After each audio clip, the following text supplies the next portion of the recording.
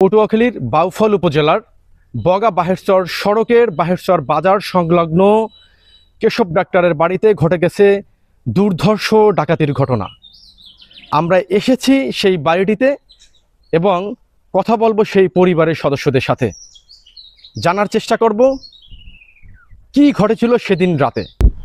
আমার বাড়িতে এই যে অল্প বয়স হলো সেই যে ডাকাত, সেইটা আমি নিশ্চিত হইতে পারছি। আমি রাত 1টার দিকে আমি শুয়ে পড়ি বিছানায়, আমার স্ত্রীও আমার সাথে ছিল। আমি হঠাৎ করে রাতে একটা গ্রিল পড়ার শব্দ পাই। তখন বিছানা থেকে যখন উঠি তখন আমার একটু ভয় ভয় করছিল। তখন আমি আমার মোবাইলটা চার্জ দিয়া, সেটারও লো ভোল্টেজ ছিল, চার্জ দিয়া আমি বাথরুমে যেতে চাচ্ছিলাম। সেই সময় আমার ওখানে বসে আর বাথরুমে স্ত্রীর বারণ করায় না গিয়ে ওই মুহূর্তেই দেখি যে আমার পাশের রুমে আমার শাশুড়ির ওইখানে দরজা ভাঙার যে শব্দ, পিটাপিটি, উপরের গ্রিল ভাঙার যে শব্দ, সেই শব্দে আমার রুম থেকে যখনই বেরোইছি তখনই আমি চিৎকার করি। তখনই ওরা আমার গলার সামনে রান্দা এবং সাফল এইটা নিয়ে 4 জন উপরে আমার উপর ঝাঁপাইয়ে পড়ে এবং একজন আমার শাশুড়ির রুমে ঢুকে। এই সময় আমাকে এবং আমার স্ত্রীকে আমার বিছানার উপর বসাইয়া জিম্মি করে এবং তখন থেকে তারা বলে, ডাকাত, কোনো কথা বলবো না, চিৎকার করবো না। আমার ঘরটা অনেক পুরানো এবং অনেক বড় ধরনের।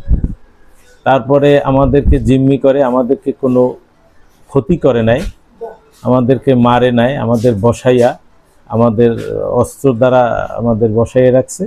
আর নিচে যে কর্মচারী ওরা কি আছে, ঘুমে আছে না কিভাবে আছে, সেটাও আমি জানতে পারিনি।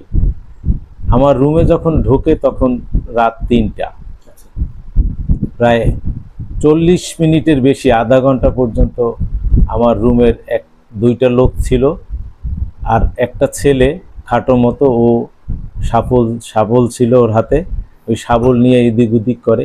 আর আমার রুমের আলমারির চাবি টাবি সবই আমরা খুলে দিতে চাই এবং দিয়ে দিছি, সবই বলছি যে যা আছে সব নিয়ে যাও। শেষ পর্যন্ত ওই ট্যালেন্ট ছেলেটি আসিয়া সে আমাদের যে লকার, গোপন লকার, সেইটা উদ্ধার করতে পারে এবং শেষের 15 মিনিটে আমার যে আগের যে সমস্ত গচ্ছিত যে স্বর্ণ অলংকার সেগুলো নিয়ে যায়। টাকা পয়সা আলমারির বিভিন্ন পকেটে, ড্রয়ারে, সেখান থেকে নিয়ে যায়। কর্মচারীদের কিছু টাকা ছিল সেটা নিয়ে যায়। সব নিয়ে ওরা যখন যায় তখন বলছে যে গুলি করবে।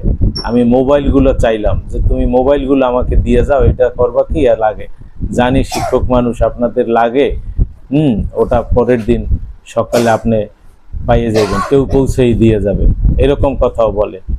হ্যাঁ, এরপর একজনে বললো যে এই পাশে দরজাটা খোলো। তো বোকা, খুলবি কেন, এখানে তো ব্যালকনি, এটা খুললে লাভ নাই। তারপর আমার মেয়ের রুম ছিল, সব রুমগুলোই তছনছ করছে, আর আলমারিগুলো প্রায় 6টা 7টা আলমারি ভাঙছে।